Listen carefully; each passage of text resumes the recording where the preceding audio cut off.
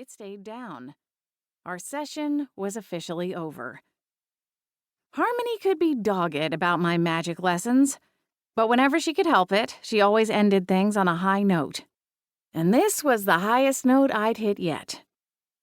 In the 2 months since discovering that not only were witches, werewolves, and vampires alive and well in the world, but that I, too, had magic, my life had taken a 180-degree turn. Sometimes it felt like the Blair McGill of 2 or 3 months ago no longer existed. On a calendar, not much had changed, beyond the usual passing of the holiday season. But in that short amount of time, my entire world looked different.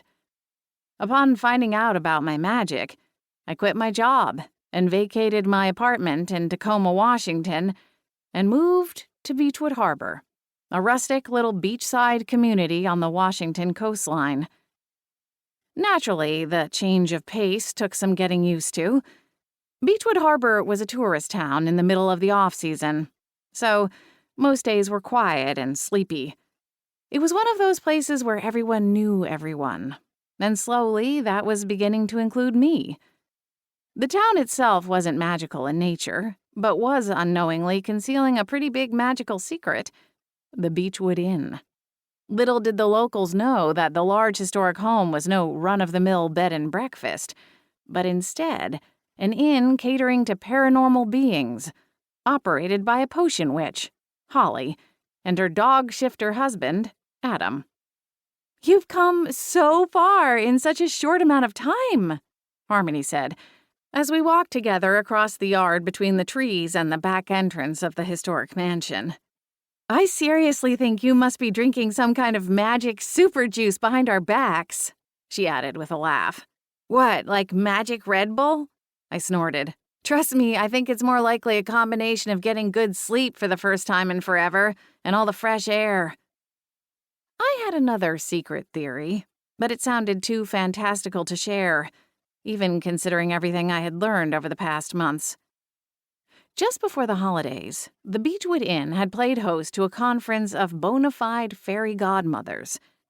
After they left, life at the inn became calm and quiet again, with even a few snow days to add to the season. Spending the entire month of December with my new friends, enjoying good food and cozy nights, was like a jump start to my internal battery. And it seemed to have done something to my magic, too. It was the happiest Christmas I could remember, and most certainly the happiest of my adult life.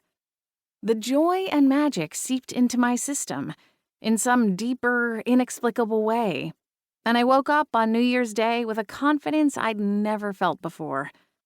I asked Holly and Harmony to challenge me, and quickly moved from levitating small, lightweight objects to lighting candles with concentrated bursts of fire magic, and creating balls of ethereal lights. After that, we'd started to work on defensive magic, which Adam particularly enjoyed as it gave him an excuse to bust out the pair of water pistols he'd bought the kids that summer. Adam and Valoria, Holly and Adam's 6-year-old daughter, enjoyed chasing me around the woods, pelting me with water, while I did my best to duck, dodge, and throw defensive shielding spells. Once I had those down, Holly and Harmony started teaching me offensive magic. So far, I could send a stunning spell at small, inanimate objects and freeze them in place, or even knock them back a few feet. Tonight, Harmony decided we should try picking on something my own size, her words, and produced a crash dummy from some closet buried deep in the Beechwood Inn. Upon seeing it, I'd immediately asked what on earth it was doing in the closet in the first place, but Harmony got off track and never answered the question. I still didn't know why they had it, but it worked perfectly for my target practice, even if the effort of performing the spells over and over again left me wrung out and ravenous. Luckily, one of the many perks of living at the Beechwood Inn was that someone was always cooking something. Or, as was more often the case for the man of the house, ordering takeout from one of the local restaurants. No sooner had we opened the door and shuffled into the kitchen, stamping off our wet boots on the rubber mat, than did